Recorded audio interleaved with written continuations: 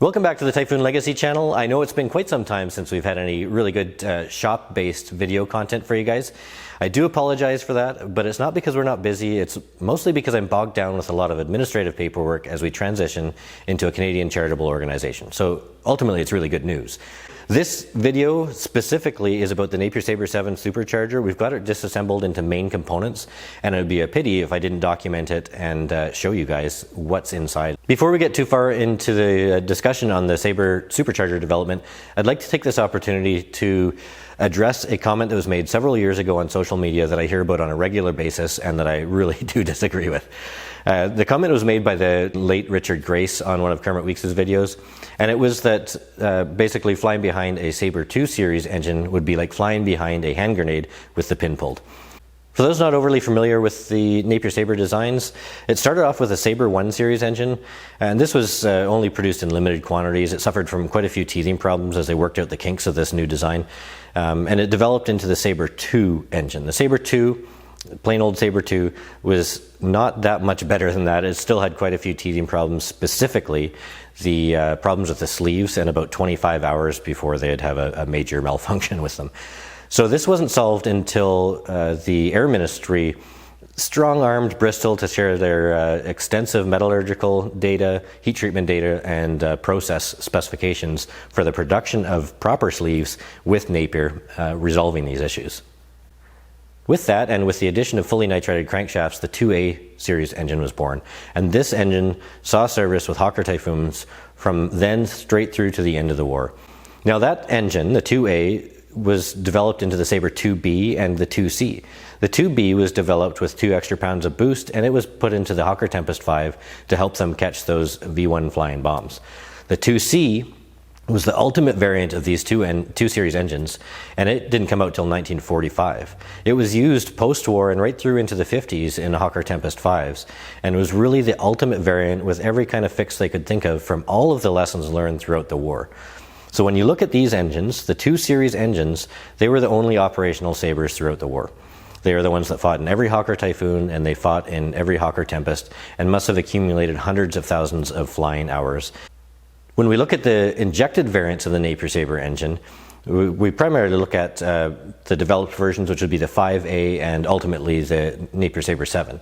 These engines were not advancements so much of the 2 series engines. They were a different induction system, different boost pressures, higher powers, while the Sabre II series was also advancing with suction-based carburetors. So it's important for people to know, when you look at these fuel-injected engines with higher boost pressure, they weren't being modified and strengthened because of a weakness with the 2 series engine. They were being modified and strengthened to keep up with the power output. So I hope that helps clarify things. Ultimately, the 2 series engine was a fantastic engine. It benefited from years and thousands of hours of operational data, and really, in my opinion, was, in terms of the 2C, was the most reliable tested Sabre produced.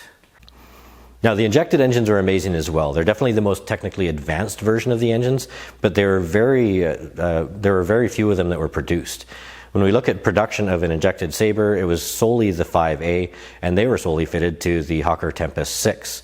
Hawker Tempest 6, there's 142 of those produced, I believe. So there's probably a few more of the engines spares, call it double.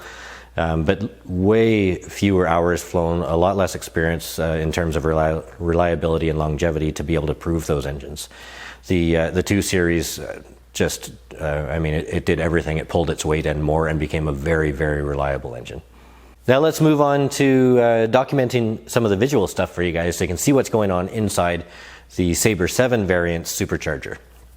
Everything here revolves around fuel and air, and here is the fuel side of it. This is the injector that was used on the Sabre VII. I believe it was either identical or very similar to the one that was used in the 5A production on the Hawker Tempest 6. And this provides your fuel into the heart of the supercharger. For the air side of the supercharger, in place of where the carburetor would sit is a very large throttle body. You can see the size of that bore.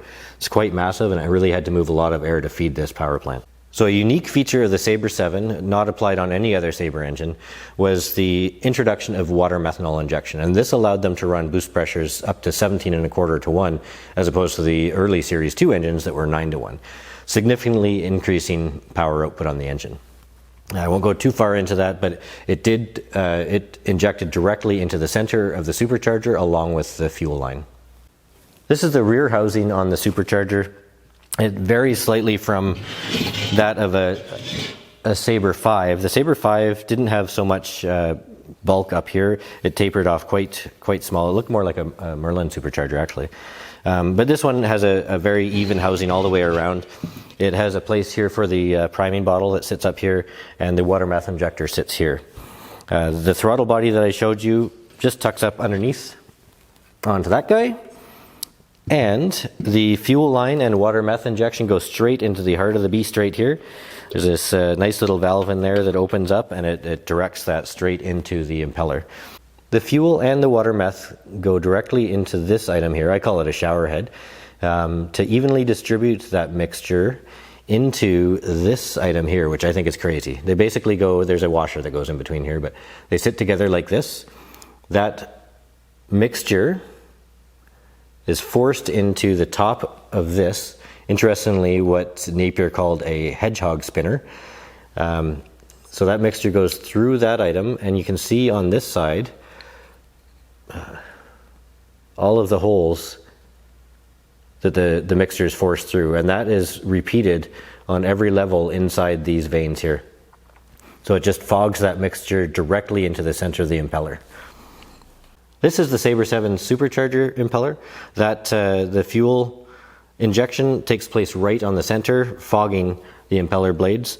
This impeller specifically differs from the 2 Series engines that used a 12-inch impeller. This is a 13-inch impeller.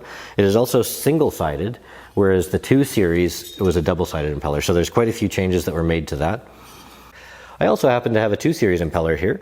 This is a 12-inch diameter, as I mentioned previously. It's got 19 vanes per side and is a double-sided impeller.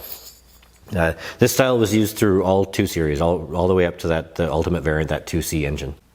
This is our supercharger housing split in half. The impeller sits in here, small end facing that way with the fuel injection coming from behind. The now pressurized fuel air mixture is diffused from this diffuser into the 4 intakes for the engine. That's 2 upper and 2 lower.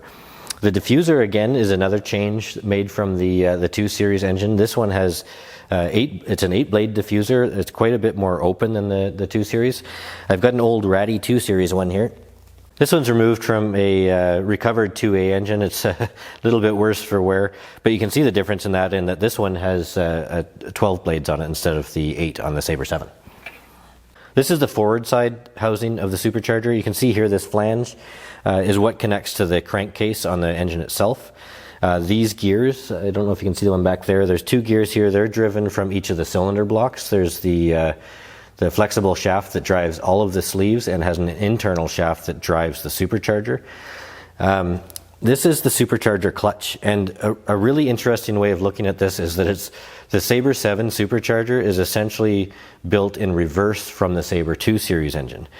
The clutch on the 2 Series engine is installed on the back of the supercharger, whereas this one's nested internally here from the forward side. This clutch is quite massive, and it's what allows the shifting between high and low speed in this assembly. Thank you all very much for watching. It was really important for me to document the disassembled components of this. I'm not sure that we'll ever be able to see the inside of one of these again. And being able to compare it to the 2 Series, as well as addressing some of the misconceptions about 2 Series reliability, I think was very important. I'll do my best to get some more videos out and keep you guys entertained on this. But until next time, thank you all very much for the support, and I look forward to chatting with you about this stuff. Take care.